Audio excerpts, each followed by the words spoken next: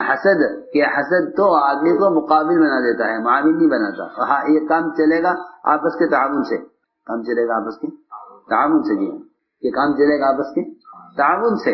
ایک دوسرے کا تعاون کرو کام میں، ایک دوسرے کے کام میں تعاون کرو. دیکھو میری بات یاد رکھو، ساتھی ایک دوسرے کا تعاون، ایک دوسرے کی مدد نہیں کرتے حسد کی وجہ سے. کبھی ان کے کیوں ساتھ دیں؟ ہاں آپ کو بتاؤں میں اصل بات کہ وہ یہ چاہتے ہیں کہ ان کو تنہا چھوڑو تاکہ یہ کام نہ کر سکیں، پھر ہمیں بلائیں اب آؤ تم کرو آگے. ہاں یہ بات میری یاد رکھو، ان کو تنہا چھوڑو تاکہ ان سے کام نہ ہو. یہ منافقین کہتے تھے، منافقین کہا کرتے تھے. قرآن نے اس کو ذکر کیا ہے، لا تنفقوا علی من عند رسول اللہ حتی ينفضوا، کہ جو نبی کے پاس عملہ ہے ان پر مال خرچ مت کرو تاکہ یہ اپنے نبی کے پاس رہنے میں فقر سے تنگ آ کر انہیں چھوڑ کر بھاگ جاویں، پھر یہ اکیلے رہ جاویں تو ان کا کام بند ہو جاوے. بسم اللہ الرحمن الرحیم. السلام علیکم ورحمۃ اللہ. حضرت جی مولانا سعد صاحب دامت برکاتہم کا بیان سماعت فرمائیے. بیان کو لائک اور شیئر کرنا مت بھولیے اور اپنی آراء سے ضرور آگاہ کیجیے. جزاکم اللہ خیر. میرے انتہائی محترم دوستو، بزرگو، عزیزو، اللہ رب العزت نے اس امت کے ذمے دو امانتیں کی ہیں. ایک امانت دین اور دوسری امانت دین کی دعوت. دوسری امانت دین کی دعوت، یہ دو امانتیں ہیں. ان دونوں امانتوں کو ادا کرنے کے لیے سب سے بنیادی شرط اتباع سنت ہے. اگر ان دونوں امانتوں کے ادا کرنے میں سنت کا اتباع نہیں ہے تو پھر کام کا کوئی اثر نہیں ہے. کام کا کوئی اثر نہیں ہے. میرے کام کا ڈھانچہ ہے بغیر رخ کا. دعوت کا جو اثر ہے کہ دعوت کا اثر اتباع سنت میں ہے. دعوت بہت مؤثر ہے. دعوت بہت مؤثر ہے. جن دلوں کے بارے میں یہ یقین کر لیا جاتا تھا کہ اس دل میں ایمان داخل نہیں ہو سکتا، دعوت نے ایمان کو وہاں بھی داخل کیا ہے. حضرت عمر رضی اللہ عنہ کا بارے مشہور تھا یہ کہ خطاب کا گدھا ایمان لا سکتا ہے، خطاب کا بیٹا عمر ایمان نہیں لا سکتا. اس لیے کفر یہ سمجھتا تھا کہ ہمارے پاس اگر سب سے مضبوط آدمی ہے تو عمر ہے.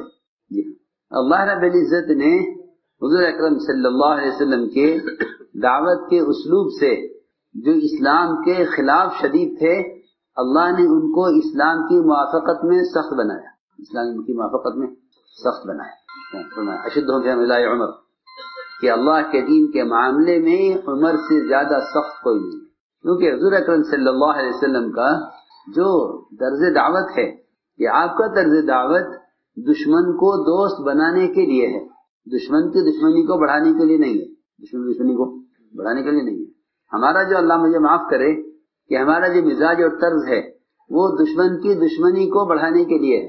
یہ بات توجہ جائے گی، وہ دشمن کی دشمنی کو بڑھانے کے لیے کہ ان کو غصہ دلاؤ تاکہ یہ مقابلہ کریں تو ہم مقابلہ کریں. یہ نہیں. پہلی بات یہ ہے کہ نبوت کی مزاج میں یہ چیز نہیں ہے. وہ دشمن کا مقابلہ اخلاق سے کرتے ہیں. دشمن کا مقابلہ اخلاق سے کرتے ہیں. دشمن کا مقابلہ احسان سے کرتے ہیں. ہتھیار کیوں ہیں؟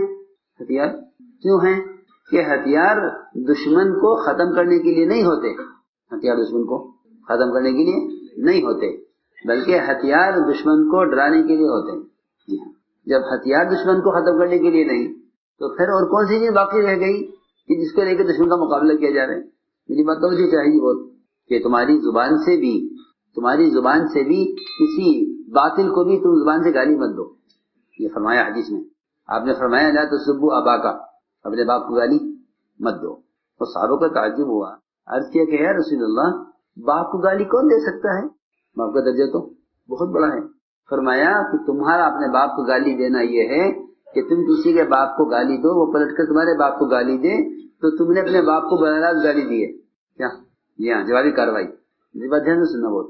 کیا جوابی کاروائی؟ وہ جواب دے گا گالی کا. آپ اس کے باپ کو گالی دیں گے تو آپ کے باپ کو گالی دے گا. یہ ایسا نہیں ہے کہ اس نے آپ کے باپ کو گالی دی ہے بلکہ آپ نے خود اپنے باپ کو گالی دی ہے. یہ ہے حدیث کا مفہوم. فرمایا لا تسبوا اباکا. تو میں نے عرض کیا کہ ہتھیار تو ان کو ڈرانے کے لیے ہیں.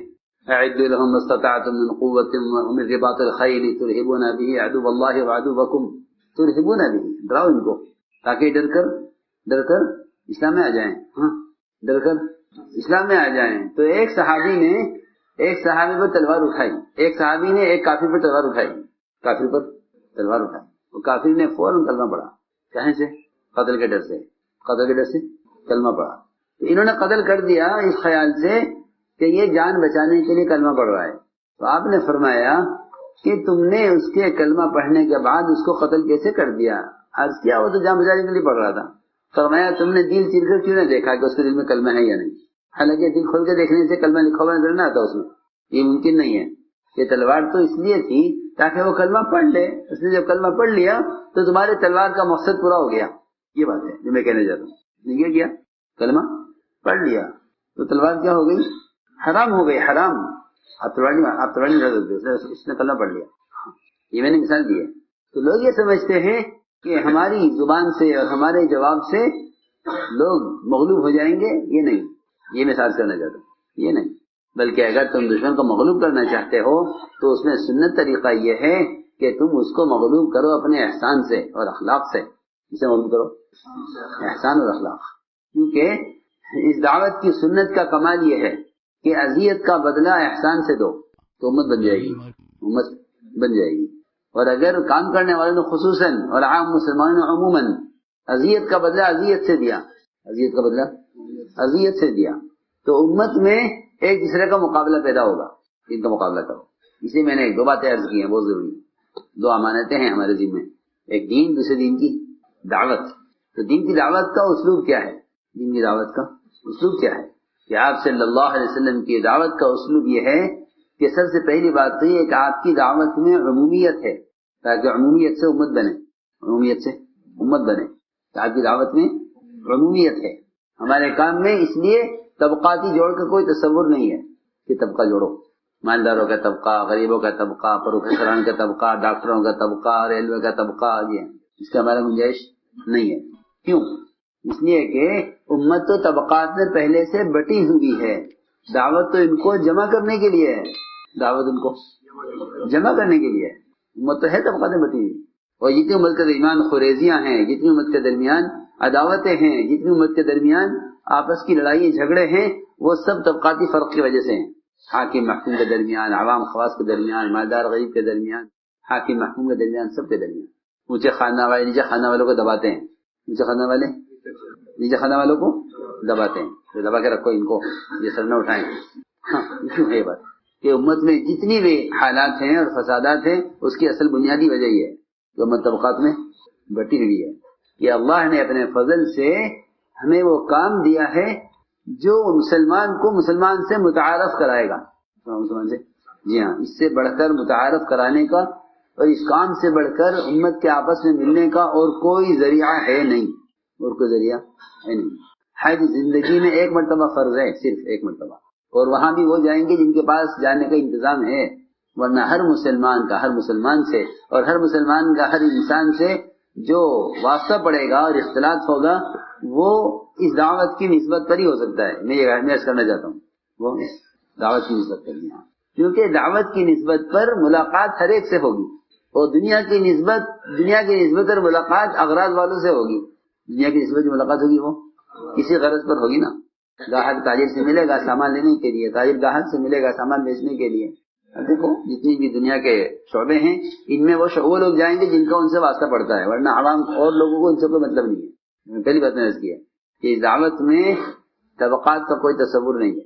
کیونکہ حضور اکرم صلی اللہ علیہ وسلم نے اخلاق میں بلندی اور حسن پیدا کرنے کے لیے جو بنیادی حکم دیا اور جو اصلاح کا اور اخلاق کی بلندی کا جو طریقہ بتایا, وہ یہ بتایا اپنے صحابہ کو کہ تم اجنبیوں کے ساتھ, دوسری قوم کے لوگوں کے ساتھ, دوسرے قبیلے والوں کے ساتھ, دوسرے خاندان والوں کے ساتھ, ان کے ساتھ نکلو اس راستے میں, نکلو اس راستے میں.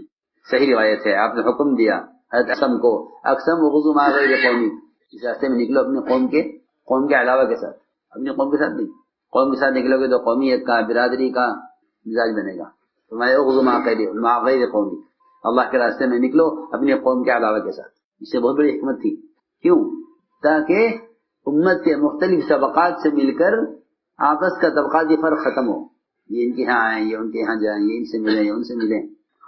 تو دو قسم کے لوگ تھے, اور دو قسم کے لوگ تھے. ایک تو غیر عرب, دوسرے غربا فقراء. تو جتنے بھی مذاہب تھے ان مذہبوں میں مالدار اور غریب کے درمیان بہت درجے, بہت اونچ نیچ تھی. اور دوسری بات یہ ہے کہ کالے اور گوروں میں اونچ نیچ تھی کہ یہ کالے ہیں، یہ کالے ہیں، ہم گورے ہیں، یہ کالے ہیں، ہم گورے ہیں، یہ طبقات میں فرق تھا. حضور اکرم صلی اللہ علیہ وسلم کے طرز دعوت نے اس فرق کو ختم کیا. آپ نے اسے کاٹا ہے باقاعدہ، اس پر باقاعدہ محنت ہوئی ہے. ایسا نہیں ہے کہ جس کے ساتھ چاہے جماعت میں چلا جائے، جس کے ساتھ چاہے وقت لگا لے، ایسا نہیں، بلکہ آپ نے مختلف طبقات کو طبقات میں گھسایا ہے تاکہ ان کے درمیان میں طبقات کی فرق ختم ہو جائے. یہ بہت اہم بات ہے. لیکن کامیاب والے اس بات کو اہمیت دیتے نہیں ہیں، اس بات کو اہمیت نہیں دیتے. حالانکہ حضور اکرم صلی اللہ علیہ وسلم کیا ہے، اس کی بہت اہمیت تھی، کیونکہ آپ ساری انسانی کی طرف مبعوث ہیں. تو یہ مزاج کہ مالداروں کا مزاج اور ہے، غریبوں کا اور ہے، ان کو الگ الگ رکھو، کہ نہ ان کو الگ الگ رکھو گے تو امت میں تفریق پیدا ہوگی. ان کو ملاؤ، ان کو آپس میں ملاؤ. جی ہاں، میں آپ کو حضور اکرم صلی اللہ علیہ وسلم کی دعوت کا اسلوب بتا رہا ہوں کہ آپ کی دعوت کا اسلوب کیا تھا. آپ کی دعوت کا اسلوب کیا ہے؟ آپ کی دعوت میں عمومیت ہے، اس عمومیت کا میں تشکیل کا طریقہ یہ تھا کہ آپ مالداروں کو غریبوں کے ساتھ جوڑتے تھے. وائل بن حجر یہ بہت بڑے شہزادے تھے، وہ بڑی بادشاہت کے ماحول سے آئے اسلام کی طلب میں. کام جب دعوت چلے گی تو ہر قسم کے لوگ آئیں گے. کیا ہوگا؟ ہر قسم کے لوگ آئیں گے. دعوت چلی ہے دین کی.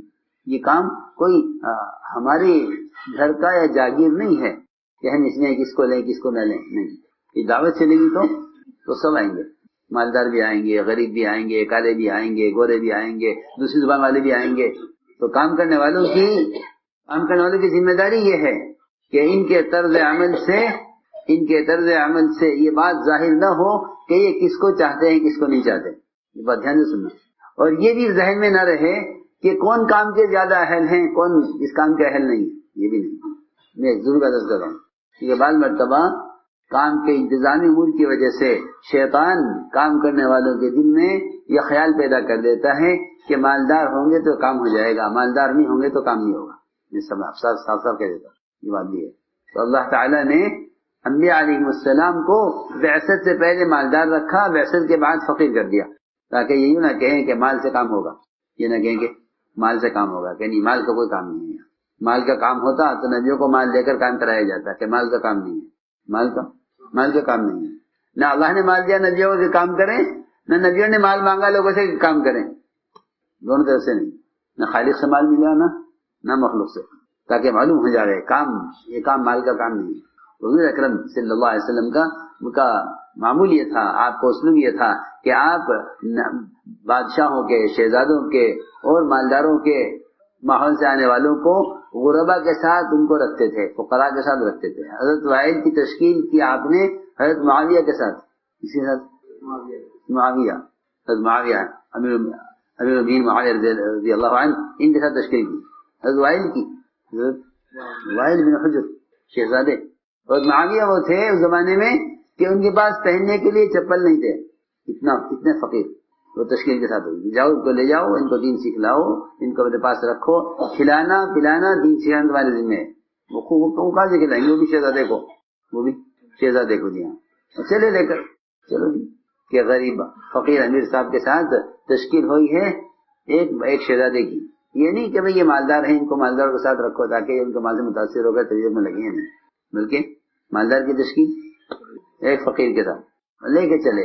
تو حضرت معاویہ نے کہا شہزادے سے کہ بھئی تم تو گھوڑے پر سوار ہو اور جوتے پہنے ہوئے ہو، میرے پیر جل رہے ہیں دھوپ میں، اپنے جوتے مجھے دے دو، تم سے تمہارے جوتوں کا استعمال نہیں، تو سواری پر ہو. تو وائل نے یہ کہا کہ مناسب نہیں ہے کہ ایک فقیر بادشاہ کے جوتے پہنے، لوگ کیا کہیں گے. ایسی چلیے برداشت کر گئے، ٹھیک ہے، نیا آدمی ہے. پھر آگے چلے اور پیر جلے، گرمی زیادہ ہو گئی. پھر کہا کہ اچھا تو ایسا کرو، مجھے سوار کر لو اپنے ساتھ، دونوں بیٹھ جائیں گھوڑے پر. کہ نہیں یہ مناسب نہیں ہے، لوگ کیا کہیں گے دیکھ کر کہ ایک فقیر شہزادے کے ساتھ بیٹھا ہے. ایسے ہی چلے آپ، برداشت کرو. سنو، میں کچھ کہنا چاہتا ہوں کہ اگر نئے لوگوں کی تشکیلیں پرانوں کے ساتھ ہوں گی تو اللہ پرانوں کو ترقی دیں گے، نئے لوگوں کی تربیت کریں گے. ان کو جمع کرنے کا مقصد یہ تھا، ان کو جمع کرنے کا مقصد یہ بھی تھا. نئے لوگوں کی تربیت ہوگی، پرانوں کو ترقی ہوگی. تو معاویہ رضی اللہ تعالیٰ عنہ کے پاس پہننے کو چپل نہیں تھے، وہ تو بن گئے امیر المؤمنین، تخت و تاج مل گیا. اور وائل بن حجر آئے اور آ کے اجازت مانگی، کیا میں اندر آ سکتا ہوں؟ کہ ہاں بتاؤ، تمہارے جوتے بہتر تھے، میرے جوتے بہتر ہیں. اور تمہارا گھوڑا بہتر تھا، میرا تخت بہتر ہے. تو ہم نے عرض کیا کہ یہ اختلاط بہت ضروری ہے تاکہ ہماری آپس کی مناسبتوں سے امت میں تفریق نہ پیدا ہو. حضور اکرم صلی اللہ علیہ وسلم اجنبیوں کو مقام دیتے تھے. حضرت بلال رضی اللہ تعالیٰ عنہ کو مؤذن بنایا آپ نے. حضرت بلال کو مؤذن بنایا. کالے ہیں، حبشی غلام ہیں، اجنبی ہیں، کیا بنایا؟ مؤذن. درجہ دیا. یہ نہیں کہ یہ تو باہر کے لوگ ہیں، اجنبی ہیں. نہیں، مقام ہمارے لیے ہوگا کیونکہ ہم مقامی ہیں. ہمارا مقام یہ نہیں، بلکہ ایک کالے آدمی نے عرض کیا کہ آپ تو گورے ہیں اور آپ کی جنت، آپ کا مقام، اور کیا میرے جیسا بدشکل آدمی اور کالا آدمی جنت میں داخل ہو جائے گا؟ ایک صحابی نے پوچھا آپ سے. آپ نے فرمایا کہ اللہ رب العزت کالے کو جنت میں اتنا گورا کر کے داخل کریں گے کہ اس کے چہرے کی سفیدی 1000 سال کی مسافت سے نظر آ رہی ہے. یہ کیوں بتایا؟ تاکہ یہ بیچارہ اپنے آپ کو یہاں ہمارے درمیان اپنے آپ کو حقیر نہ سمجھے. میں ضرور عرض کر رہا ہوں، اپنے آپ کو حقیر نہ سمجھے کہ بھئی ان کے درمیان میری کیا حیثیت ہے، میں کیا کر سکتا ہوں. حضور اکرم صلی اللہ علیہ وسلم کے طرز دعوت میں یہ بات تھی کہ ہر شخص سمجھتا تھا کہ میری ذمہ داری ہے. آپ کا طرز دعوت ہے. اس لیے فرمایا کہ تم کسی کو حقیر مت سمجھو، اس لیے کہ کام اللہ لینے والے ہیں. تم تو ایک آدمی کو حقیر سمجھ کر قابل نہیں سمجھو گے، اور اللہ رب العزت اس سے کوئی کام لینے کے لیے اس میں قابلیت پیدا کر دیں گے. تم اس کے ظاہر کو دیکھو گے، اللہ اس کے باطن کو دیکھیں گے. کسی کو حقیر مت سمجھو، کسی کو حقیر مت جانو. حضور اکرم صلی اللہ علیہ وسلم نئے آنے والوں کے لیے یہ مقام رکھتے تھے. حضرت اسامہ رضی اللہ تعالیٰ عنہ رنگ سے کالے اور چیچک کے چہرے پر داغ اور ناک ان کی پچکی ہوئی تھی، چپٹی ناک. کسی طرح سے بھی کوئی حسن نہیں تھا، اور باہر کے آدمی اجنبی. حضور اکرم صلی اللہ علیہ وسلم نے ان سے آپ کو ایسی محبت تھی.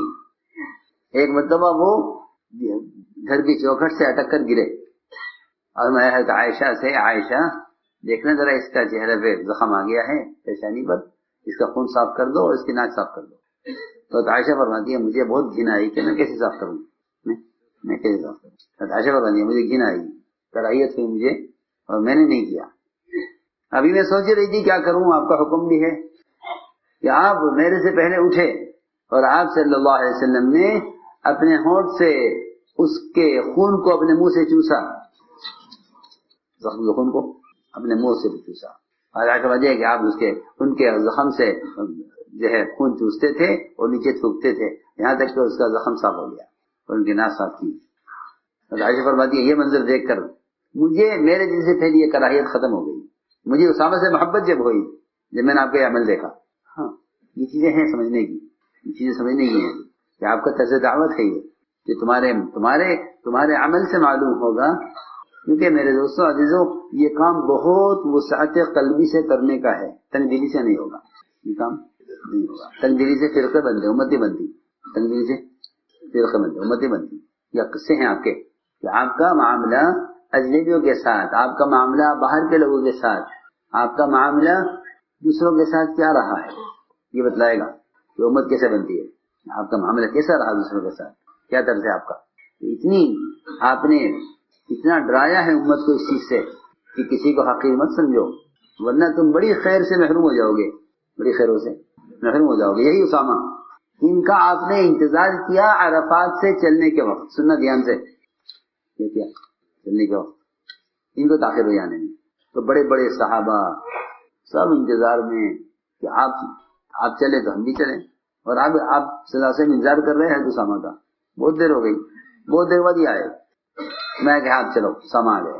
ان کا انتظار کر رہے تھے آپ. تو اہل یمن نے یہ کہا کہ اس کا انتظار کیوں کیا، ہمیں بڑے بڑے لوگوں کو اس کے انتظار میں روکے رکھا.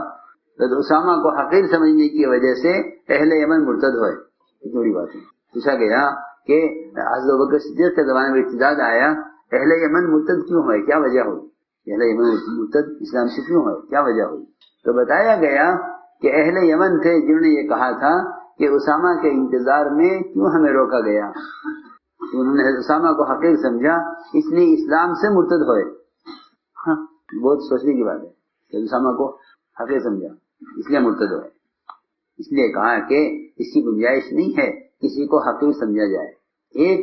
ایک صاحب کسی معرکے سے میدان سے فارغ ہو کر آئے، عمر کے زمانے کی بات ہے، تو وہاں معرکے میں ان کا ہاتھ کٹ گیا، پہنچے سے ہاتھ یہاں سے کٹ گیا۔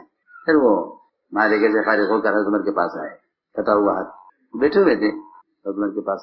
پھر کھانے کا وقت آ گیا، دسترخوان لگنے لگا کھانے کا، تو انہیں خیال یہ ہوا کہ میرا ہاتھ کٹا ہوا ہے اور لوگ مجھ سے گھن کریں گے، میرے ساتھ کھانا پسند نہیں کریں گے، لہذا مجھے ایک طرف ہو جانا چاہیے، مجھے ایک طرف ہو جانا چاہیے۔ وہاں سے اٹھے، ایک طرف ہو گئے، دسترخوان لگا تو سمجھ گئے کہ اپنا کٹا ہوا ہاتھ، کٹے ہوئے ہاتھ کی وجہ سے یہ ہمارا لحاظ کر رہا ہے، اس لیے یہ ایک طرف ہو گیا، اور نظر ہو گیا عمر کو کہ ہمارے ساتھی شاید اس کے ساتھ کھانا پسند نہ کریں، ہمارے ساتھی اس کے ساتھ کھانا پسند نہ کریں۔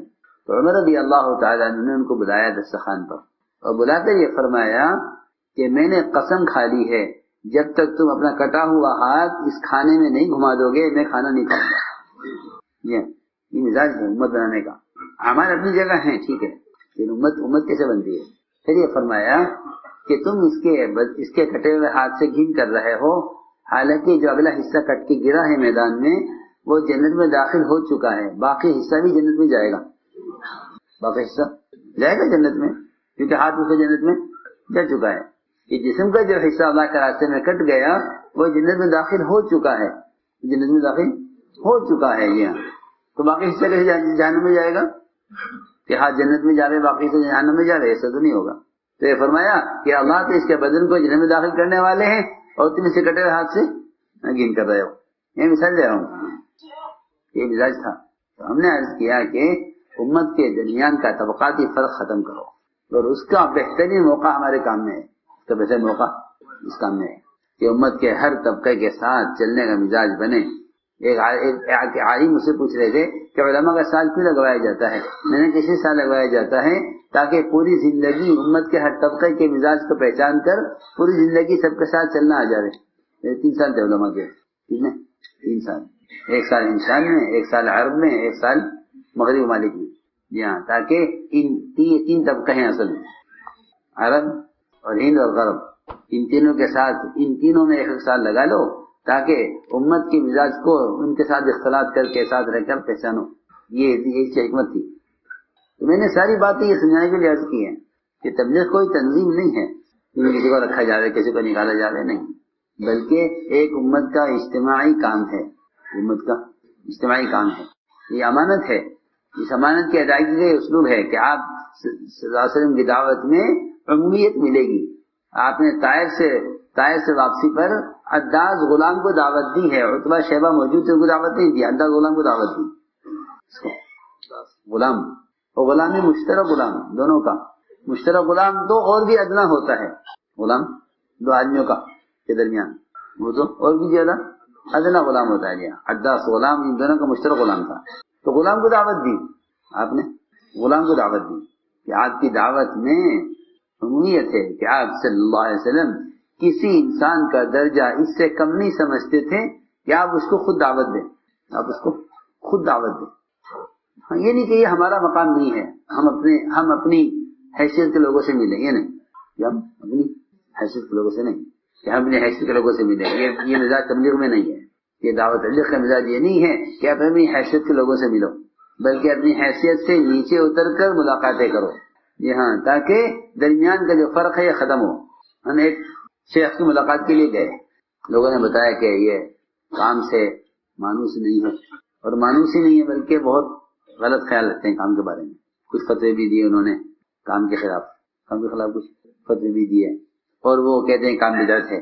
ہم نے کہا ٹھیک ہے، اگر کوئی شخص کام کے بارے میں کوئی غلط خیال رکھتا ہے تو غلطی اس کی نہیں ہے، غلطی ہماری ہے، تو ان کو صحیح بات ہم نے ان کو بتلائی نہیں ہے نا، صحیح بات بتلاؤ جا کے، کسی نے غلط بتلا دی تم صحیح بتا دو، کسی نے غلط بتایا تم صحیح بتا دو۔ تو میں نے کہا کچھ بھی صحیح، ہم تو ملاقات کریں گے ان سے، ملاقات کریں گے، کسی بھی صحیح، کوئی بھی صحیح ملاقات کریں گے۔ ہم گئے، عجیب قصہ ہے، ہم گئے تو صاحب کہاں سے آئے؟ ہم نے کہا کہ ہم ہندوستان سے آئے ہیں، حج کے لیے خیال ہوا کہ علماء سے کی زیارت کریں. آپ کی زیارت کے لیے آئے. کہنے لگے کہ ہندوستان میں کہاں سے آئے؟ تو ہم نے کہا نظام الدین سے آئے ہیں. مجھے جماعت کے لیے پورا تعارف. تو میں نے اتنا ہی کہا تھا کہ وہ زور زور سے رونے لگے. پریشان ہو گئے کیا ہوا. ہمارے ساتھی تو کہہ رہے تھے کہ وہ شاید ملاقات بھی نہیں کریں گے, دروازہ بھی نہیں کھولیں گے, آپ کے سلام کا جواب بھی نہیں دیں گے, لیکن وہ رونے لگے. ہم بیٹھے ان کے پاس, کیا بات ہے؟ عجیبہ بتلائی انہوں نے بتلایا کہ جب ان کو ذرا رونا کم ہوا ان کا اور وہ سکون ہوا ان کو, تو کہنے لگے کہ میں ایک کانفرنس میں مجھے جانا تھا ایک ملک میں. وہاں میں پہنچا تو ڈرائیور, ٹیکسی ڈرائیور مجھے لیا ایئرپورٹ سے ہوٹل میں جہاں ان کا کانفرنس تھی وہاں مجھے جانا تھا. تو ٹیکسی والا کہنے لگا کہ عصر کی نماز تیار ہے, وقت ہو گیا, یہاں مجھے نماز پڑھنے کیا پڑھ لو.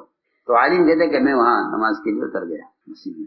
وہاں گیا تو عصر کی نماز بالکل تیار تھی, کھڑی ہو گئی. میں نماز پڑھی. نماز پڑھنے صاحب نے اعلان کیا کہ تشریف رکھیں, دین کی بات. بیٹھ گیا کہ دیکھیں کیا دین کی بات, کون ہے کیا ہے.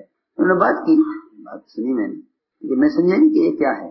تو میں نے پوچھا برابر والے سے کہ تم کون ہو, ہمارے کیا مذہب ہے. اس نے کہا میں شافعی ہوں. کہاں سے آئے؟ کہ میں یہاں کا مقامی ہوں. تم کہاں سے آئے؟ ہمارے کیا مذہب ہے؟ کہ میں حنفی ہوں. تم کہاں سے آئے؟ کہ میں ہندوستان سے آئے.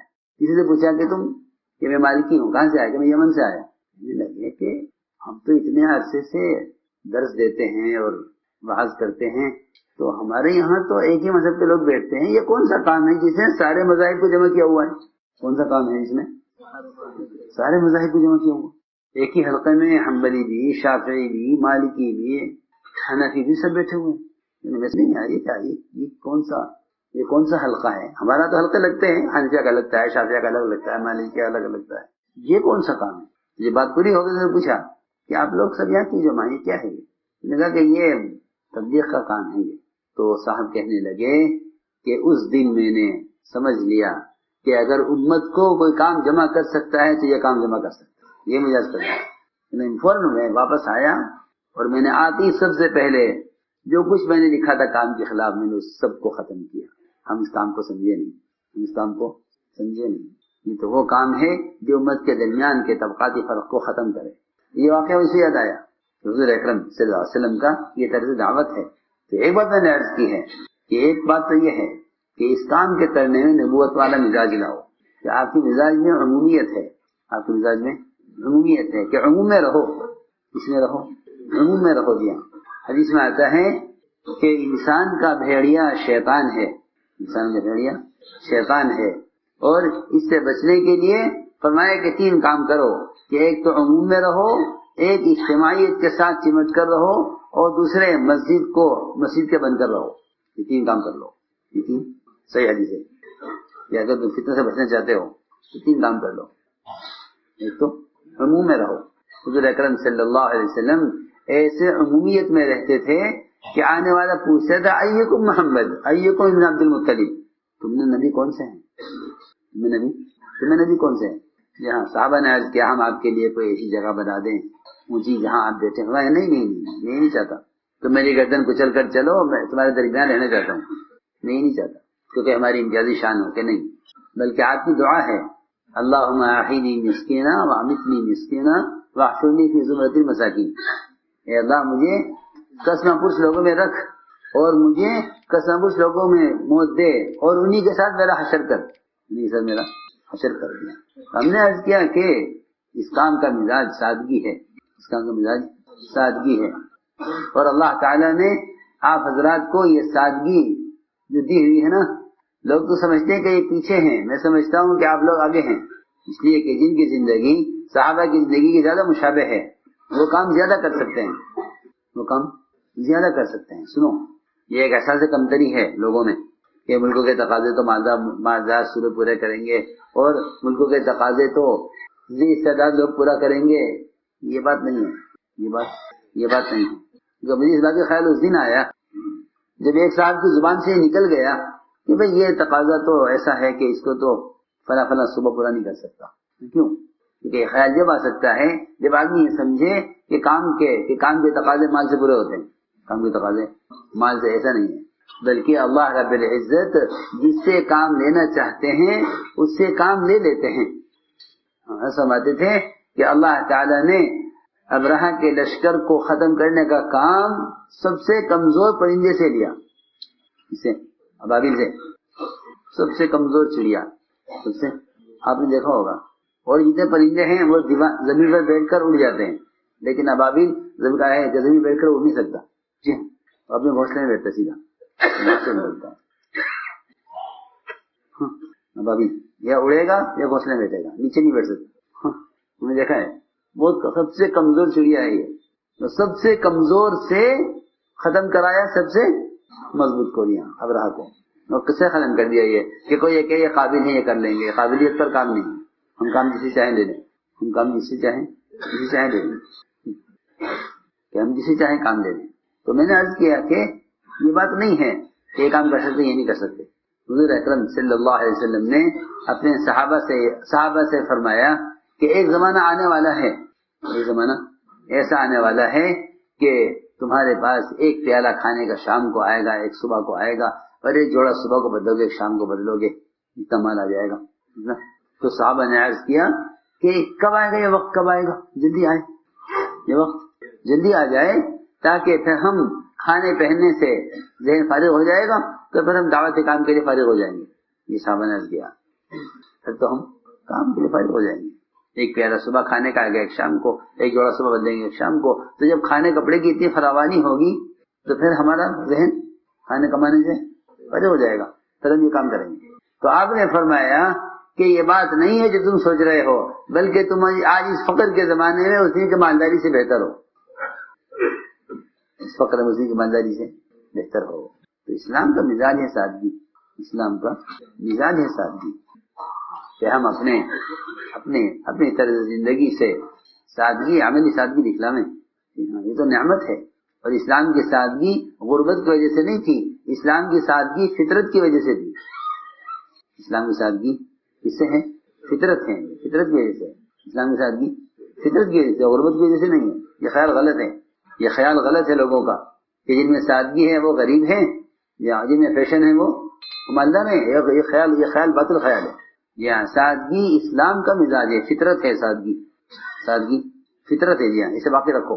یہ قابل فخر چیز ہے، یہ قابل فخر چیز ہے. جی ہاں. تو ہم نے عرض کیا کہ حضور اکرم صلی اللہ علیہ وسلم کا مزاج، آپ کا مزاج یہ تھا کہ آپ صلی اللہ علیہ وسلم نے امت بنائی ہے، اور امت بنی ہے آپ کے طرز دعوت سے. امت بنی آپ کے طرز دعوت سے. آپ صحابہ کے سامنے صحابہ کے فضائل بیان کرتے تھے، صحابہ کے سامنے صحابہ کے فضائل. جی ہاں، صحابہ کے سامنے صحابہ کے فضائل بیان کرتے تھے. تو اس سے ایک دوسرے کا مقام پہچانتے تھے. یہ بھی اس سے بھی اجتماعیت تھی. امت میں سے اجتماعیت تھی، ایک دوسرے کا مقام پہچانتے تھے. آپ کے روایتوں میں احادیث میں بہت ملے گا، آپ نے صحابہ کے سامنے صحابہ کی فضیلتیں بیان کی ہیں. ان کا کیا مقام ہے، ان کا کیا مقام ہے، علم کس سے لینا ہے، قرآن کس سے سیکھنا ہے، سب دیکھو. تو صحابہ کی مزاج یہ بات ملے گی کہ صحابہ کرام نے ایک دوسرے کے فضائل سن کر ان سے آپس میں حسد نہیں کیا اور آپ سے اختلاف نہیں کیا کہ آپ نے فلاں کو یہ مقام کیوں دیا. نہیں، وہ جانتے تھے کہ حضور اکرم صلی اللہ علیہ وسلم اگر کوئی کام کسی سے لے رہے ہیں، اور اگر آپ کسی کی کوئی فضیلت بیان کر رہے ہیں تو آپ دیکھ کر بیان کر رہے ہیں، ہمیں نظر نہیں آ رہی ہے، آپ دیکھ کر بیان کر رہے ہیں. بہت واقعات ہیں کہ صحابہ کے مزاج یہ تھا کہ اگر وہ کسی میں کوئی خیر دیکھتے تھے تو اس سے حسد نہیں کرتے تھے، اور اگر کسی میں کوئی خرابی دیکھتے تھے تو اس سے نفرت نہیں کرتے تھے. اس میں خرابی اسے نفرت کرو، اس میں خوبی اسے حسد کرو، یہ بات نہیں. کسی میں کوئی خرابی ہے تو اس سے نفرت نہیں، اور کسی میں کوئی خوبی ہے تو اس پر حسد نہیں. اس سے ہوتی ہے اجتماعیت، اس سے ہوتی ہے اجتماعیت. حسد تو آدمی کو مقابل بنا دیتا ہے، معاون نہیں بناتا. ہاں، یہ کام چلے گا آپس کے تعاون سے، کام چلے گا آپس کے تعاون سے. جی، یہ کام چلے گا آپس کے تعاون سے. ایک دوسرے کا تعاون کرو کام میں، ایک دوسرے کے کام میں تعاون کرو. دیکھو میری بات یاد رکھو، ساتھی ایک دوسرے کا تعاون، ایک دوسرے کی مدد نہیں کرتے حسد کی وجہ سے. کبھی ان کے کیوں ساتھ دیں؟ ہاں، آپ کو بتاؤں میں اصل بات کہ وہ یہ چاہتے ہیں کہ ان کو تنہا چھوڑو تاکہ یہ کام نہ کر سکیں، پھر ہمیں بلائیں، اب آؤ تم کرو آگے. ہاں، یہ بات میری یاد رکھو، ان کو تنہا چھوڑو تاکہ ان سے کام نہ ہو. یہ منافقین کہتے تھے، منافقین کہا کرتے تھے، قرآن نے اس کو ذکر کیا ہے، لا تنفقوا علی من عند رسول اللہ حتی ينفضوا، کہ جو نبی کے پاس عملہ ہے ان پر مال خرچ مت کرو، تاکہ یہ اپنے نبی کے پاس رہنے میں فقر سے تنگ آ کر انہیں چھوڑ کر بھاگ جاوے، پھر یہ اکیلے رہ جاوے تو ان کا کام بند ہو جاوے، ان کا کام، جی سنو، کام بند کر دو ان کا۔ تو کیسے کام بند کرے کہ جو ان کے پاس جو عملہ ہے، جو ان کے مال سے پل رہا ہے، ان کے مال سے ان کی مدد کر رہا ہے، تو وہ چلا جائے گا، کام بند ہو جائے گا۔ تو اللہ نے جواب دیا ان کی بات کا، اللہ نے بات کا جواب دیا وَلِلَّهِ خَزَائِنُ السَّمَاوَاتِ وَالْأَرْضِ وَلَكِنَّ الْمُنَافِقِينَ لَا يَفْقَهُونَ، کہ انہیں منافقین کو سمجھ نہیں ہے کہ اللہ کے پاس مال کے خزانے اللہ کے ہاتھ میں ہیں۔ اور یہ بات یاد رکھنا کہ اللہ کے ہاتھ میں اس طرح مال کے خزانے ہیں، عملے کے بھی خزانے ہیں، اس کی پکی بات ہے، عملے کے بھی خزانے، ہاں۔ کسی کو یہ خیال نہیں آنا چاہیے کہ ہمارے بغیر کام نہیں ہوگا، ہمارے بغیر کام نہیں ہوگا، یہ خیال کسی کو نہ آئے، ہاں، کیونکہ اس اللہ کے پاس مال کے خزانے ہیں، اسے اللہ کے پاس اور مال کے بھی خزانے ہیں، یعنی عملے کے، مال کے بھی خزانے اور مال کے بھی خزانے۔ اللہ نے فرمایا ہے صحابہ کے بارے میں کہ اگر تم کام نہیں کرو گے تو ہم تمہیں ہٹا کے دوسروں کو لائیں گے، وہ صحابہ کے بارے میں کہہ دیا، ان کے بارے میں، جی ہاں، ان تتولوا یہ سب قوما غیرکم، تم نہیں کرو گے تو ہم تمہیں ہٹائیں گے، دوسروں کو لائیں گے، ان سے کام لیں گے۔ عمر رضی اللہ فرمایا کرتے تھے کام کرنے والوں سے کہ یا تو تم کام کی ذمہ داری کو پورا کرو ورنہ میں تمہارے بعد والوں کو تمہارے آگے لاؤں گا، ان سے کام لوں گا۔ ہاں، عمر کو بولے ہم کام کے محتاج ہیں، کہا ہمارا محتاج نہیں ہے۔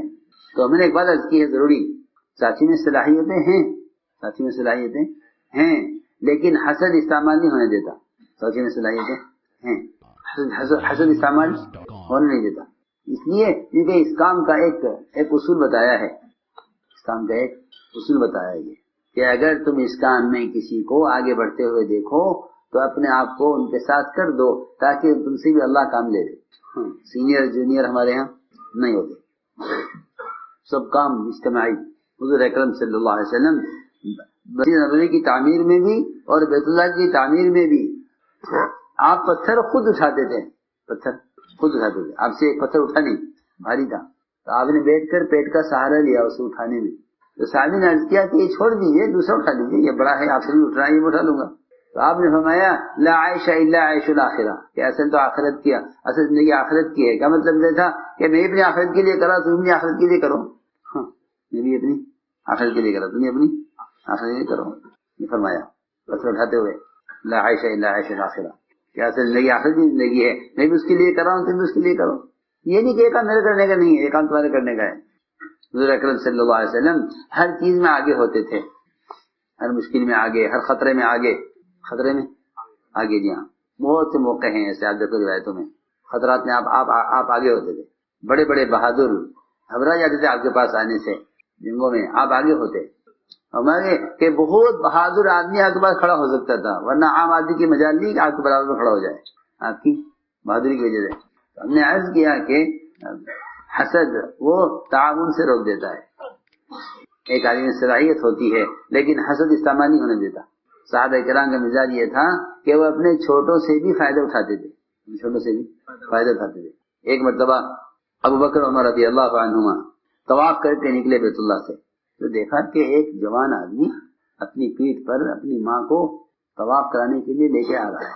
دونوں نے کہا ایک دوسرے سے کہ دیکھو ہم تو جا رہے طواف کر کے اور یہ آ رہا ہے اپنی ماں کو طواف کرانے کے لیے، اپنی ماں کی خدمت کرے گا اور یہ طواف اپنی ماں کو اپنی پیٹھ پہ کرائے گا، اللہ کی خاص رحمت متوجہ ہوگی اس کی طرف، تو چلو ہم بھی اس کے ساتھ طواف کریں، اسی دعا کی درخواست کریں، ہم بھی طواف کے ساتھ اسی دعا کی درخواست کریں۔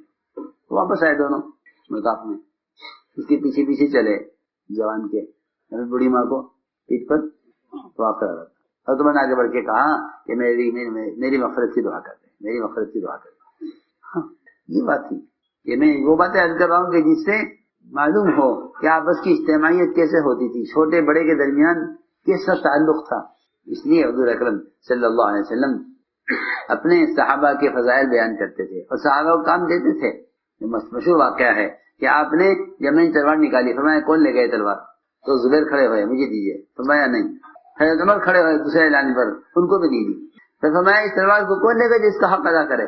تو حق کی ادائیگی کے نام سے دونوں ڈر گئے، یعنی ہم حق نہیں ادا کر سکتے، ہم حق ادا نہیں کر سکتے. جی ہاں، یہ نہیں کہ ہم پرانے ہم حقدار ہیں کہ نہیں ہم حق نہیں ادا کر سکتے.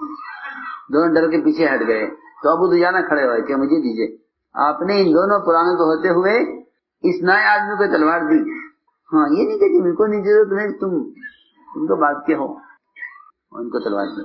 تو یہ دونوں ناراض ہو کر پیچھے نہیں بیٹھ گئے کہ ہمارے ہوتے ہوئے گروپ دی ہے، یا ہم پہلے کھڑے ہوئے تھے تو بعد میں کھڑے ہوئے تھے. یہ نہیں میں پرانا ہوں یہ نئے ہیں. بلکہ روایت میں ہے کہ زبیر رضی اللہ تعالی عنہ ابو دجانہ کے پیچھے پیچھے میدان میں گئے کہ آخر کیا بات ہے کہ ہمارے درمیان اس کا انتخاب ہوا ہے، دیکھو کیا کرتے ہیں. دیکھ کر کہا کہ اللہ جانے اللہ کے رسول جانے کس سے کیا کام لینا ہے. اسے میرے دوستوں عزیزوں ساتھیوں کی صلاحیتوں سے فائدے اٹھاؤ اور ایک دوسرے سے حسد نہ کرو، کیونکہ حسد کرنا اللہ تعالیٰ کی تقسیم سے اختلاف کرنا ہے. حسد کرنا کیا ہے؟ تقسیم سے اختلاف. جی ہاں، براہ راست اللہ پر اعتراض ہے. یہ براہ راست اللہ پر اعتراض ہے. تو لوگ پوچھتے ہیں کہ حسد کی بیماری کیسے ختم ہو، اس کی بیماری کیسے ختم ہو. کہیں کہ اس کا سب سے آسان علاج یہ ہے، اس کا سب سے آسان علاج یہ ہے کہ جو آدمی تم سے حسد کرے تم اس کے لیے دعا کرو، اس کے لیے دعا کرو. یہ حسد کا علاج ہے کہ تم سے حسد کریں اس کے لیے دعا کرو. کہ جس سے تم حسد کرو اس کے لیے دعا کرو. ہاں یہ جس سے تم حسد کرو اس کے لیے دعا کرو. یہ تم اس کے لیے دعا کرو گے تو تمہارے اندر سے حسد کی بیماری ختم ہو جائے گی. کیونکہ حسد کا تقاضا ہوتا ہے نعمت کو ضائع کرانا، اور دعا کا تقاضا ہے نعمت کو باقی رکھنا. حاسد کو چاہیے کہ محسود کے لیے دعا کرے. حاسد کو چاہیے کہ جس سے حسد کر رہا ہے اس کے لیے دعا کرے. اس کا علاج ہے. جب اس کے لیے دعا کرو گے تو تمہارا حسد ختم ہو جائے گا. کیونکہ حسد کا تقاضا ہے نعمت کو ختم کرانا، دعا کا تقاضا ہے نعمت کو باقی رکھنا. یہ علاج ہے حسد کا کہ حاسد محسود کے لیے دعا کرے. اس لیے اندازہ ہو جائے نا کہ مجھ سے حسد کرتا ہے تو مجھ سے جا کے دعا کی درخواست کرو کہ آپ میری دعا کریں. ہاں کر سکتے ہو. ہاں شکایت کرتے ہیں فلاں مجھ سے حسد کرتا ہے، فلاں مجھ سے حسد کرتا ہے. حسد کرتا ہے تو تم چلے کے بعد سے کون آپ میری دعا کریں، آپ میرے لیے دعا کریں، اور دعا کرے گا. تو اگر وہ حاسد ہے تو دعا سے حسد ختم ہو جائے گا، دعا سے اس کا حسد کرنا ختم ہو جائے گی. تو اس لیے میں نے عرض کیا کہ یہ ہے کہ کام اللہ کا ہے. اللہ جس سے چاہیں کام لیں، اللہ تعالیٰ جس سے چاہیں کام لیں. یہ کام اللہ کا ہے، اللہ جس سے چاہیں کام لیں. ہمیں تو اپنے آپ کو اللہ کے یہاں اس کام کے لیے اپنے آپ کو قبول کروانا ہے. اپنے آپ کو اللہ کے یہاں کام کے لیے قبول کروانا ہے. اس لیے سب سے اہم چیز وہ امت بنانا ہے، اور وہ امت بنے گی اجتماعیت سے. اور اجتماعیت پیدا ہوتی ہے نرمی سے، شدت سے نہیں. اس میں پیدا ہوتی ہے نرمی سے. کہ ساتھیوں کے لیے نرم ہو کر رہو، ساتھیوں کے لیے نرم ہو کر رہو. حضور اکرم صلی اللہ علیہ وسلم اپنے آپ کو پیش کر دیا کرتے تھے بدلہ لینے کے لیے کہ مجھ سے بدلہ لے لو، مجھ سے بدلہ لے لو. آپ صحابہ کی صفحے درست کر رہے تھے، ایک صحابی آگے نکلے ہوئے تھے. آپ نے لکڑی سے ان کو پیچھے کرنا چاہا تو وہ لکڑی ان کے بدن پر لگی. تو انہوں نے کہا کہ میں تو بدلہ لوں گا، آپ نے مجھے لکڑی سے مارا ہے، میں تو بدلہ لوں گا. فرمایا بدلہ لے لو، بدلہ لے لو. اس نے کہا نہیں، میرے بدن میں کپڑا نہیں تھا، آپ نے لکڑی مجھے ماری، میرے بدن میں کپڑا نہیں تھا. آپ کے بدن میں کپڑا ہے، بدن میں آپ کو کپڑا ہے، اسے اتاریے تب بدلہ لوں گا. جی ہاں. تو آپ نے فوراً قمیص اتار دی، آپ نے اپنے آپ کو پیش کر دیا اس کے سامنے کہ بدلہ لو، مجھ سے آپ کو لگ گئی چوٹ، آپ اسے بدلہ لے لو. تو انہوں نے فوراً پیچھے پلٹ کر آپ کی جو مہر نبوت تھی پیٹھ پر اس کو بوسہ لیا کہ میں تو اس کوشش میں تھا کہ آپ قمیص اتاریں گے بدلہ لینے کے لیے، اور میں آپ کی نبوت کے مہر کا بوسہ لے لوں گا. لیکن آپ نے پیش کیا اپنے آپ کو کہ لے لو بدلہ، بدلہ لے لو، مقابلہ نہیں، بدلہ لے لو. جی ہاں، اپنے آپ کو بدلے کے لیے پیش کر دو تو مقابلے ختم ہو جائیں گے، مقابلے ختم ہو گیا. اسے میں نے عرض کیا ہے کہ ہمارے یہاں ضد نہیں ہے، کسی کے ساتھ کیا نہ کرو، ضد نہ کرو، سختی نہ کرو. حاجی سے غلطیاں ہو جائیں گی، بہت بڑی بڑی غلطیاں ہوئی ہیں. صحابہ کے بے شمار قصے غلطیوں کے ہیں، لیکن ایک ہی سبق سکھلایا گیا کہ آپ درگزر کرتے رہیں، آپ درگزر کرتے رہیں، فاعف عنہم درگزر کرتے رہیں، غلطی کرنے والوں غلطی کی اچھی تعبیر کرتے رہیں کہ نہیں جی ایسا نہیں ہوا، ایسا نہیں ہوا۔ آج کل کوشش ہوتی ہے کہ گناہ ثابت کرو، دور صاحب میں کوشش ہوتی تھی کہ گناہ ثابت نہ ہونے دو۔ یہ فرق ہے، یہ کہہ رہا ہوں کہ دعوت امانت ہے، یہ نبی کے اسلوب سے، نبی کے طریقے سے چلے گی۔ اس زمانے کی کوششیں تھی کہ مسلمان کا گناہ ثابت نہ ہونے دو، اس زمانے کی کوشش یہ ہے کہ گناہ ثابت کرو، گناہ ثابت کرو۔ جی ایک صاحب نے آ کر کہا المؤمنین ہماری بچی سے زنا ہو گیا، بچی سے زنا ہو گیا ہے اور اس کا کنوارا پن ختم ہو گیا ہے، لڑکی کا کنوارا پن ختم ہو گیا، بکارت جاتی رہی اس کی، ہوگی اس سے بچپن میں غلطی، گناہ ہو گیا اس سے، اب بچی بڑی ہو گئی، اب اس کا شادی کا پیام آیا ہے، اس میں عیب ہے، اس کے اندر عیب ہے، اب اس کی شادی کا پیام آیا، ہم کیا کریں؟ معاملہ ہے، لڑکے والے رشتہ لے کر آئے ہیں کہیں سے، تو کیا ہم بتا دیں لڑکے والوں کو کہ ہماری لڑکی میں عیب ہے؟ جی ہاں، ساتھیوں کو عیوب سنو، کتنے بیان کریں گے، لکھے ہوئے ملیں گے ساتھیوں کے پاس، ساتھیوں کے عیوب ساتھیوں کاپی میں لکھے ہوئے ملیں گے، فلاں نے یہ کیا، فلاں نے یہ کیا، فلاں نے یہ کیا، جی ہاں لکھے ہوئے ملیں گے۔ میرے خوبیاں لکھنے کے لوگ خرابیاں پھیلاتے ہیں، حضرت فرماتے تھے باطل کو مارنا ہے اس کا ذکر چھوڑ دو، مر جائے گا، باطل کو مارنا ہے تو اس کا ذکر چھوڑ دو، باطل مر جائے گا۔ لوگ باطل کو زندہ کرتے ہیں حق سمجھ کر، لوگ باطل کو زندہ کر رہے ہیں حق سمجھ کر، دیا کیونکہ حکم یہ ہے اہمیت الباطل بہتر کے ذکر ہی، کہ باطل کو مارنا چاہتے ہو اس کا ذکر چھوڑ دو، باطل ختم ہو جائے گا۔ حضرت عمر نے فرمایا اس کے والدین سے کہ اگر تم نے لڑکی کا حال لڑکے والوں کو بتلایا یا کسی کو تمہیں خبر کی میرے علاوہ، میرے پاس تو آگے تم یہ بات لے کر، اگر میرے تم دونوں کے علاوہ کسی اور کو اس کا علم ہوا تو میں تمہیں اتنی سخت سزا دوں گا کہ سارے ملکوں کے لیے یہ سزا عبرت بن جائے گی، سخت سزا دوں گا، ایسی سزا دوں گا اس سزا کسی کو نہیں دی ہوگی اگر تم نے خبر کی کسی کو۔ جی ہاں، کہ زنا کے عمل سے بڑی سزا دوں گا خبر کرنے والوں کو، زنا سے بڑی سزا دوں گا خبر کرنے والوں کو۔ فرمایا اس لڑکی کی شادی ایسے کرو جیسے تم ایک پاک دامن ایک نیک لڑکی کی شادی کرتے ہو، ایسے شادی کرو، اور کسی کو بتلانا مت کہ لڑکی نے کیا کیا ہے، جن سے شادی کرے ان سے بھی مت کہنا کہ ہمیں لڑکی میں عیب ہے، بالکل نہیں، اس کی ایسی شادی کرو جیسے پاک دامن لڑکی کی شادی کرتے ہو۔ اس لیے میں نے عرض کیا کہ کوئی خرابی ظاہر ہو کسی سے تو خوبی تلاش کرو، ایک آدمی کے اندر 99 خرابی ہیں، ایک خوبی ہے، تو ایک خوبی کی وجہ سے ہم اس کی 99 خرابیوں کی طرف توجہ نہیں دیں گے، ایک خوبی کی وجہ سے اس سے محبت کریں گے، ایک خوبی ہے۔ جی ہاں، یہ طرز ہے کام کا۔ جنازہ لایا گیا، رکھا گیا، لا کر عرض کیا گیا کہ جنازہ آیا ہے، آپ نماز پڑھا دیجیے، تو حضرت عمر رضی اللہ عنہ نے آپ کو نماز پڑھانے سے روک دیا، فرمایا آپ نماز نہیں پڑھائیں گے اس کی، یہ آدمی اچھا آدمی نہیں ہے، یہ آدمی اچھا آدمی نہیں ہے، اپنی برائی میں مشہور ہے، آپ اس کی نماز نہ پڑھائیے۔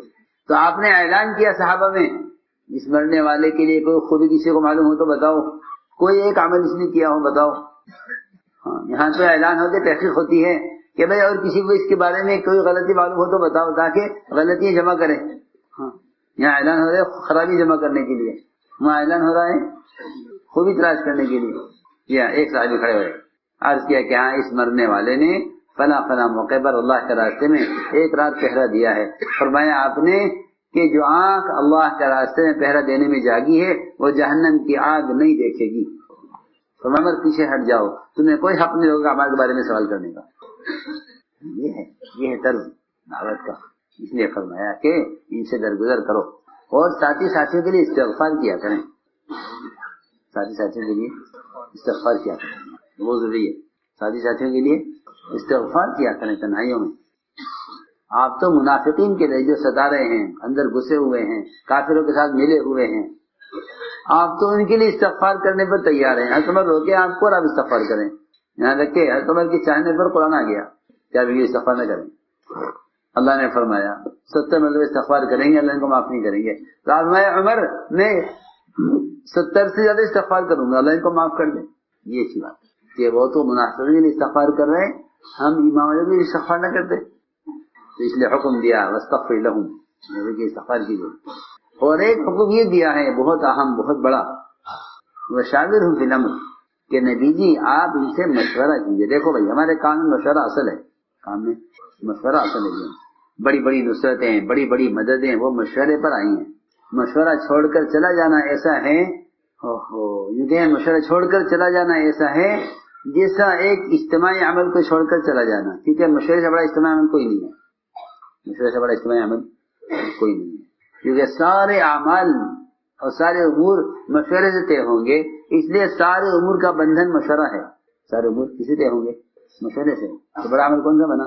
مشورے کا نہیں، کہ اسلام کا رکن نماز اور کام کا رکن مشورہ، یہ بات ہے، اسلام کا رکن نماز ہے، نماز اسلام کا رکن ہے، اگر نماز درست ہے تو سارا دن درست ہو جائے گا، یہی بات اس میں ہے کہ تمہارا مشورہ صحیح ہے تو پھر بڑی بڑی مددیں نصرتیں وہ اللہ تعالیٰ مشورے پر نازل کریں گے، اللہ اس پر مشورہ بنیا، اس لیے قرآن نے مشورے کو نماز کے ساتھ بیان کیا ہے، اس کی اہمیت بتانے کے لیے مشورے کو بیان کیا ہے، اس کے ساتھ نماز کے ساتھ بیان، زکوٰۃ کا، جہاد کا، روزے کا، حج کا کوئی ذکر نہیں ہے، یہاں کسی فریضے کا ذکر نہیں ہے، نماز اور مشورہ دونوں کو جمع کیا ہے، اللہ استجاب وقام الصلاۃ وامرهم شورى بینہم، کہ نماز قائم کرتے ہیں اور آپس میں مشورہ کرتے ہیں، اس لیے فرمایا کہ نماز کہ مشورہ نماز کی صفت پر ہے، مشورہ نماز کی صفت پر ہے کہ تمہارے مشورے کا ایک فیصل ہو، یہ تمہاری جماعت کا ایک امام ہوتا ہے، تمہاری جماعت کا ایک امام، جی ہاں، امام کے بغیر جماعت نہیں ہے، امام کے بغیر جماعت ہے ہی نہیں، امام کے بغیر افراد ہیں، کہ لازم ہے کہ تمہارے مشورے کا ایک فیصل ہو، جیسے تمہاری جماعت کا ایک امام ہو، اور جیسے امام کو لقمہ دیتے ہو ڈرتے ہوئے، اس طرح ذمہ دار کو رائے دو ڈرتے ہوئے، ڈرنا کس سے کہ ذمہ دار سے کہ نہیں، بلکہ اس سے ڈرو کہ میری رائے میں میری نفسانیت تو داخل نہیں ہے، ڈرتے ہوئے رائے دو، ڈرتے ہوئے رائے دو، یہ کہا رائے ڈرتے ہوئے دو، اڑتے ہوئے نہیں، رائے دینے میں کیا کرنا ہے؟ ڈرنا ہے، اڑنا نہیں ہے، کہیں نہیں ملے گا کہ صحابہ رائے میں اڑتے ہوں، نہیں، ہاں کیونکہ صحابہ رائے دینے میں ڈرتے تھے، اڑتے نہیں تھے، عمر رضی اللہ تعالیٰ عنہ نے حدیبیہ کے موقع پر عمرہ کرنے کو بار بار کہہ دیا کہ ہاں عمرہ کریں، حالانکہ تو عمرہ عبادت ہے اور عمرے کے لیے آئے ہیں، مشرکین نے روک دیا، حکم آپ نے دیا کہ واپس چلو، اللہ کا حکم ہے واپس چلو، تو عمر رضی اللہ تعالیٰ عنہ وہ کہیں ہم تو عمرہ کریں، عمر اللہ کا حکم یہ ہے چلو، سنو غور سے بات، تو جب آپ پر وحی نازل ہونے لگی تو عمر رضی اللہ تعالیٰ ڈر گئے اور ڈر کر اپنی سواری لے کر ساتھیوں سے الگ ہو گئے کہ اللہ کا عذاب آ رہا ہے میرے اوپر، میرے رائے پر اڑنے کی وجہ سے میرے ساتھی پر عذاب نہ آئے، تو سواری لے کر الگ ہو گئے، ساتھیوں سے الگ ہو گئے، یہ نہیں کہ ساتھیوں کو الگ کرتے کہ آؤ بھائی عمرے کی رائے کس کی ہے میرے ساتھ ہو جاؤ، یہ نہیں، امت اس سے پڑتی ہے، امت میں تفریح سے پیدا ہوتی ہے کہ آؤ میرے رائے والے کون کون ہیں میرے ساتھ ہو جاؤ، کون کون عمرہ کرے گا آ جاؤ ہمارے ساتھ، نہیں، بالکل نہیں، حضرت عمر تنہا الگ ہوئے، ڈر گئے، سواری کو لے کر صحابہ سے الگ ہو گئے کہ اللہ کا عذاب آ رہا ہے میرے رائے پر اڑنے پر، حالانکہ وہ عمرہ کرنے کا عبادت کا عمل ہے، عمرہ ایسی عبادت جو بیت اللہ کے علاوہ کہیں ہو نہیں سکتی، تو میں نے عرض کیا کہ رائے دے کر ڈرنا ایمان کا تقاضا ہے، اور رائے دے کر اڑنا یہ نفاق کا مزاج تھا، میں آپ کو بتا رہا سچی بات، رائے دے کر اڑنا یہ نفاق کا مزاج ہے یہاں، اس لیے کہ فیصلے کے بعد اپنی رائے کو بھول جانا یہ ایمان کی علامت ہے، فیصلے کے بعد رائے کو بھول جانا ایمان کی علامت ہے یہاں، فلا وربک لا یؤمنون حتی یحکموک فیما شجر بینہم ثم لا یجدوا فی انفسہم حرجا مما قضیت ویسلموا تسلیما، یہ آیت کہ تیرے رب کی قسم یہ لوگ ایمان والے نہیں ہو سکتے، تیرے رب کی قسم یہ ایمان والے نہیں ہو سکتے جب تک آپ کے فیصلے کے بعد اپنے دل کی رائے کو بھول نہ جائیں، ختم نہ کر دیں اور بات کو پوری طرح نہ مان لیں، ایمان والے نہیں ہو سکتے، یہ ہے اصل بات، اس لیے مشورے کا اہتمام کریں اور مشورے میں شرکت کریں اور رائے مشورے میں آ کر دیں، یہ مجاہدہ ہے مشورے کا، جیسے نماز کا مجاہدہ ہے کہ سردی گرمی آپ مسجد چل کر آئیں، نماز کی جگہ کیا ہے مسجد ہے جی، کہ جیسے نماز کے لیے مسجد چل کر آؤ اور جماعت کی نماز کے لیے آنے کا مجاہدہ کرو، اس طرح اجتماع مشورے کے لیے اب مشورے میں آنے کا مجاہدہ کرو، جی ہاں، لوگ اپنی دکان سے رائے دے دیتے ہیں، میرا یہ ہے دکان کی فکروں میں، جی ہاں وہاں گاہک سے بات چل رہی اور رائے دے رہے ساتھیوں کو، جی آپ تو کہیں سے رائے لے لیتے ہیں، موبائل سے رائے لے لیتے ہیں، موبائل سے رائے لے لیتے ہیں، کہ جو اپنے تقاضے کو دبا کر مشورے میں نہیں آئے گا اللہ تعالیٰ اس کو امور مشورہ الہام نہیں کریں گے، کہ امور مشورہ الہام کس سے کریں گے کہ تم اس کے لیے مجاہدہ کرو، تو ہم تم پر ہم تم پر خیر کی راہیں کھول دیں گے، تم پر ہم خیر کی راہیں کھول دیں گے۔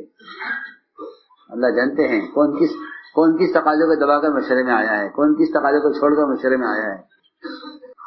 اس پر اللہ تعالیٰ کی طرف سے امور کھلتے ہیں، تقاضے آتے ہیں ذہن میں، کام آگے بڑھتا ہے۔ اس لیے رائے دینے کی جگہ مشورہ ہے، رائے دینے کی جگہ مشورہ ہے۔ ابھی رائے پر اڑنا نہیں چاہیے، ابھی رائے دے کر آدمی بری ہو جاتا ہے، میں رائے دے دی میں بری ہو گیا، ابھی رائے دے کر آدمی بری ہو جاتا ہے۔ ساتھیوں کو چاہیے کہ اپنے ساتھیوں کی رائے کا احترام بھی کریں، ساتھیوں کی رائے کا احترام کریں، ساتھیوں کی رائے کا، یہ ساتھیوں کی رائے کا احترام کرو گے تو آئندہ بھی رائے دیں گے۔ کسی کی رائے کو حقیر نہ سمجھو گے، ہرگز نہیں۔ حضور اکرم صلی اللہ علیہ وسلم کے پاس مختلف رائے آتی، یہ رائے بھی ہے، یہ رائے بھی ہے، یہ رائے بھی ہے، تو آپ اسی کا فیصلہ فرما دیتے۔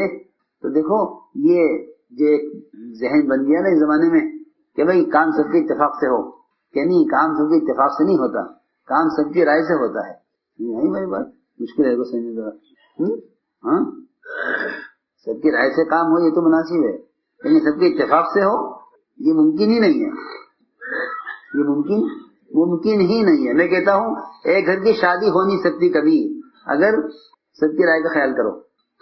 جی ہاں، ان کی رائے کچھ ہے، ان کی رائے کچھ ہے، تایا کی رائے کچھ ہے، جیجا کی رائے کچھ ہے، بھیا کی رائے کچھ ہے، نہیں ہوتا۔ لازم ہے کہ آپ مشورے میں کسی کو بڑا بنائیں گے، چار رشتے آئے ہوئے ہیں، کیا کریں لڑکی کے؟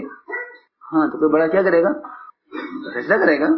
ایک گھر کی شادی نہیں ہو سکتی جب تک ایک فیصلہ نہ ہو کہ بھائی رائے تو سب سے لے لو، مگر سب کی رائے پر عمل ہو سکتا ہے کہ نہیں ہو سکتا؟ ممکن ہی نہیں ہے۔ کام سب کے اتفاق سے ہو یہ تو غلط خیال ہے، بالکل یہ چیز ناممکن ہے۔ دور نبوت میں نہیں ہوا یہ، اب کیسے ہو جائے گا؟ دور خلافت میں نہیں ہوا یہ، اب کیسے ہو جائے گا کہ سب کی رائے سے، سب کے اتفاق سے کام ہونا چاہیے؟ ایسا نہیں ہوتا، ایسا نہیں ہوتا جی۔ آپ کی وفات ہوئی، اختلاف ہو گیا، اس پہ اختلاف کیا آپ کا انتقال نہیں ہوا، اکبر ماننے کو تیار نہیں، تلوار نکال لی، جو کہے گا آپ کا انتقال ہو گیا میں اسے قتل کر دوں گا، کوئی نہ کہے آپ کا انتقال ہو گیا۔ حالانکہ موت تو یقینی ہے، جی ہاں، ساری دنیا کے اللہ کا انکار کرنے والوں کو بھی موت کا یقین ہے، اللہ کا انکار کرنے والی موت کو حق سمجھتے ہیں۔ ابوبکر رضی اللہ عنہ کہ نہیں، قرآن میں آیت ہے، حضرت میں ہاں اس آیت کا تو طرف خیال ہی نہیں گیا۔ ہاں، پھر اختلاف کہ آپ کی تدفین کہ کہاں ہو، کہ جہاں مرتے ہیں وہی تدفین ہوتی ہے۔ پھر اختلاف کہ آپ کے مال کا کیا ہو، کہ نہیں نبی کے مال کو وارث نہیں ہوتا۔ تو یہ ہے کہ نہیں سب کی رائے ہو، ایسا نہیں۔ ابوبکر رضی اللہ تعالیٰ عنہ نے ہر بات کا جواب دیا اور لوگوں نے اسے مانا، اس کو لوگوں نے مانا۔ جی ہاں، یہ صحیح بات ہے۔ یہ اتنی کہ دو رائے ہو جائے کہ تم یہ مان لو، تم یہ کر لو، تمہارے لیے تمہارے لیے نہیں، ایک بات۔ اجتماعیت اسی میں ہے، اسی میں اجتماعیت۔ جی ہاں، بہت قصے ہیں، سیرت پڑھو صحابہ کی کہ صحابہ کے مشورے کیسے ہوتے تھے، پوچھو دیکھو۔ حضرت عمر حضرت عثمان میں اتنا اختلاف ہوتا تھا رائے میں کہ لوگ سمجھتے تھے کہ آج کے بعد یہ کہیں اکٹھے نظر نہیں آئیں گے، لیکن مشورہ ختم ہونے سے پہلے زیادہ محبت نظر آتی تھی دونوں میں۔ ہاں، چھوڑ دیں کہ نہیں، چھوڑنا نہیں، مشورہ چھوڑ کے چلے جائیں کہ نہیں ہم مشورے میں نہیں آئیں گے، کہ ہمارا رائے پر عمل نہیں ہوا یا نہیں۔ یہ بات اگر ملتی ہے تو منافقین میں ملتی ہے، پکی بات ہے۔ عبداللہ بن ابی بن سلول الگ ہو گیا تھا آپ سے کہ میرے رائے پر عمل نہیں ہوا، میں آپ کے ساتھ نہیں رہوں گا۔ دیکھو روایت میں احد کا قصہ پڑھو پورا، غزوہ احد کا، اس میں کہ میرے رائے پر عمل نہیں ہوا تو میں ساتھ نہیں دوں گا۔ پھر اعلان کر دیا میرا ساتھ کون کون ہے، جو مدینے میں رہنا چاہے وہ 300 آدمی اس ساتھ الگ ہو گئے۔ یہ کوئی طریقہ نہیں ہے، یہ کوئی طریقہ نہیں ہے، یہ جمہوریت کا نظام ہے، سنت کا نظام یہ نہیں ہے۔ ہاں، یہ باطل نظام ہے، یہ باطل نظام ہے۔ جی ہاں، واک آؤٹ کرنا اور احتجاج کرنا نہیں، ہمارے کام میں یہ چیز بالکل نہیں ہے کہ واک آؤٹ کرو، احتجاج کرو، نہیں، الگ چلو نہیں۔ جیسے نماز مسجد کی ایک نماز، ایسے مسجد کا ایک مشورہ۔ ہاں، ہمارے ذمہ ہے کہ ساتھیوں کو منانا اور ان کو قریب کرنا اور ان کی غلط فہمی دور کرنا اور ان سے ملاقات کرنا اور ان کو اکرام سے لانا، یہ ہمارا کام ہے، سب کی ذمہ داری ہے۔ ہاں، یہ نہیں کہ مقابلہ کرنا، ٹھیک ہے جی آپ ادھر ہم ادھر، یہ نہیں۔ ہمارے یہاں سے کوئی تقسیم نہیں ہے، یہ بات سب سن لیں، ہمارے یہاں سے کوئی تقسیم نہیں ہے۔ تقسیم کرنا ہر ایک کی اپنی رائے ہے، تقسیم کرنا سب سے اس کی جو تقسیم ہے اس کی اپنی رائے ہے تقسیم ہونا، ہمارے کام میں کوئی تقسیم نہیں ہے۔ سارا کام سب کے لیے، ساری امت کے لیے، تو ہمارا کوئی تقسیم نہیں۔ سب کو اپناؤ، سب سے ملو، سب کو کام کے احوال سناؤ، تقاضے ڈالو، کام کرو، کیا کرو، کام کرو، ہر بات کا جواب کام ہے، بات کا جواب بات نہیں ہے۔ اگر بات کے جواب بات سے دو گے تو یہ سلسلہ ختم ہی نہیں ہوگا کبھی. اپنے کام میں لگو, اپنے کام میں لگو. اس کو میں عرض کر رہا تھا, اسی بہت مثالیں حدیثوں میں ہیں. حضرت عمر نے عرض کیا ابوبکر صدیق رضی اللہ تعالیٰ عنہ سے کہ قرآن کو جمع کرا دیجئے, حفاظ قتل ہو رہے ہیں. حافظ قرآن کیا ہو رہے ہیں؟ قتل ہو رہے ہیں جنگوں میں, آپ قرآن کو جمع کر دیجئے. ایک آدمی رہ دے رہا, ایک آدمی عمر. اور ابوبکر نے فرمایا کہ یہ تو نیا کام ہے کہ نہیں جی, نیا کام ہے یا پرانا کام ہے یا نہیں, آپ اسے کر دیجیے. یہ اللہ کے نبی نے کیا نہیں کہ ہاں نہیں کیا, اس کو ضرورت نہیں تھی, اب ضرورت ہے. جو کہتے ہیں نا کہ بھائی پہلے یہ تھا یہ کیوں ہو گیا, پہلے یہ تھا یہ کیوں ہو گیا, ہاں یہ جواب دیا حضرت عمر نے کہ نہیں اس کی اب ضرورت ہے. حضرت عمر کی رائے, حضرت ابوبکر کا فیصلہ, حضرت زید نے کام شروع کر دیا. آپ کہیں بتائیے کہ مدینہ والوں نے کہا کہ ہم یہ قرآن نہیں پڑھیں گے, یہ کیوں جمع کیا گیا, یہ تو نئی چیز ہے, ہم یہ نہیں پڑھیں گے. بولو کیا بات ہے, ابھی میں نے ایک فیصلہ کر دیا, ٹھیک ہے. اور بغیر سے یہ بھی نہیں کہ آپ نے سب سے رائے کیوں نہیں لی قرآن جمع کرنے کی. سب سے رائے لیتے ہیں کہ وہ قرآن جمع کریں یا نہ کریں, کچھ نہیں. تمہارے نے ضرورت محسوس کی, حضرت بکر نے فیصلہ کیا, سب کو منظور ہے. میں آج کرنا چاہتا ہوں کہ اپنی رائے پر اڑ کے لڑائی کرنا, جھگڑے کرنا, یہ تو کسی زمانے میں یہ مثال نہیں ملتی. یہ مثال اس لیے کہتے ہیں کہ اپنی رائے پیش کرتے کرو ڈرتے ہوئے, اور اللہ سے بھی رائے پر استغفار بھی کرو کہ اللہ نے رائے دی ہے کہ میرے گناہ معاف کر دے. تو اس رائے پر استغفار کرنے سے رائے میں خیر بھی آ جاتی ہے, رائے میں خیر بھی اللہ ڈال دیتے ہیں. رائے پر استغفار کرو, اللہ رائے میں خیر ڈال دیتے ہیں. اور اگر رائے نہ مانی جائے تو صبر کرو, کہ بھائی صبر کرو, کہ نہیں صبر کرنے کا مقام نہیں ہے, یہ تو شکر کا مقام ہے. جو کہتے ہیں صبر کر لو, وہ کیا کہتے ہیں صبر کر لو, کیوں صبر کر لیں. صبر تو کیا جاتا ہے اپنا حق جانے پر, رائے ہمارا حق تھوڑا ہی ہے. بھائی کوئی زمین جائیداد, کوئی دکان آپ کا قبضہ لیا کسی نے, آپ چھوڑ دیجئے, صبر کر لیجئے, تو کہا جائے گا صبر کرو. اور اگر کوئی آپ کی رائے نہیں مان رہا ہے تو آپ کیا کریں, صبر کریں کہ نہیں شکر کرو, اللہ تیرا شکر ہے میں رائے پر فیصلہ نہیں ہوا. یہ تو شکر کا موقع ہے, صبر کا موقع نہیں ہے. جی ہاں, یہ سمجھنا چاہیے, صبر کا موقع نہیں ہے, شکر کا موقع ہے. جو کہہ رہا ہے میرا حق نہیں ہے, رائے میرا حق نہیں ہے, رائے کام کا حق ہے, رائے کام کا حق ہے. جی ہاں, اس لیے ہمیں چاہیے کہ ساتھیوں کو قریب کریں اور ساتھیوں کا احترام کریں اور آپس کی اجتماعیت کے ساتھ چلیں, اس لیے کہ ساری نصرت اجتماعیت کے ساتھ. فرماتے تھے تمہاری ذکر عبادت اور تلاوت آج تک پہنچ جاوے, اللہ کے یہاں قبول بھی ہو جاوے, مدد آئے گی نہیں جب تک اجتماعیت نہیں ہوگی, مدد نہیں آئے گی جب تک اجتماعیت نہ ہو.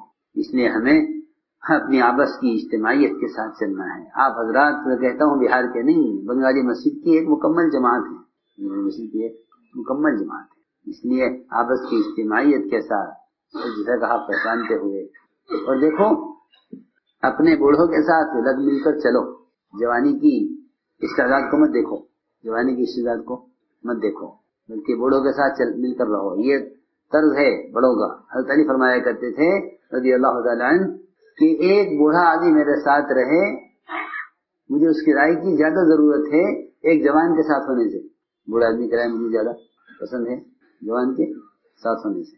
کہ بوڑھا آدمی رائے دے گا, بوڑھا آدمی رائے دے گا. جی ہاں, اور بوڑھوں کو چاہیے کہ نوجوانوں کو جوڑے اپنے ساتھ, کیونکہ بوڑھے دماغ کی طرح ہیں اور جوان اعضاء کی طرح ہیں. جوان, ہاں دیکھو سمجھنے کی بات, جوان اعضاء کی طرح, بوڑھے دماغ کی طرح. جی آپ جانتے ہیں کہ جب تک اعضاء کا تعلق دماغ سے رہتا ہے تو اعضاء سارے کام کرتے ہیں, اور جب یہ ہاتھ کا پیر کا تعلق دماغ سے ختم ہو جاتا ہے تو پھر اسے فالج پڑ جاتا ہے. اسی کو فالج کہتے ہیں. ایسے کہتے ہیں نا, کیوں بھائی فالج تو کیا ہوتا ہے. جی ہاں, ہاتھ کام نہیں کر رہا, پیر کام نہیں کر رہا, کیوں کہ اس کا تعلق دماغ سے کٹ گیا ہے. اسی میں کہتا ہوں کہ پرانے اور نئے ان کا آپس کا ایسا رشتہ اور ایسا گہرا تعلق ہو کہ جتنے تقاضے جو دماغ میں آئیں وہ سارے تقاضے ان کے تعلق سے نوجوان پورے کریں. بھاگا دوڑی یہ کریں گے, بھاگا دوڑی یہ کریں گے. جی ہاں, یہ ہے تعلق اعضاء کا اور دماغ کا. اسے حضور اکرم صلی اللہ علیہ وسلم قرآن سے رائے لیتے ہیں, مشورہ لیتے ہیں, علماء سے رائے لیتے ہیں. آپ کے مشورے والے علماء ہوتے تھے تاکہ ان کی رائے علم اور شریعت کی حدود میں ہو. یہ بہت ضروری بات ہے. صرف کام کے تجربے سے کام نہیں چلے گا, یہ کام تو نبوت کا ہے, تو نبوت کا کام علم کی روشنی میں چلے گا. وہ اس کا کام سے چلے گا. جی ہاں، یہ بہت ضروری بات ہے، وہ کام علم کی روشنی میں چلے گا. اس لیے خلفاء راشدین کے مشیر علماء ہوتے تھے. خلفاء راشدین کے مشیر علماء ہوتے تھے، وہ تقوی والے علماء ہوتے تھے. اس لیے ہمیں چاہیے کہ مشورے کا اہتمام کریں، اور سیرت میں دیکھیں مشورے پر جو برکتیں اور نصرتیں آئی ہیں. بسم اللہ الرحمن الرحیم.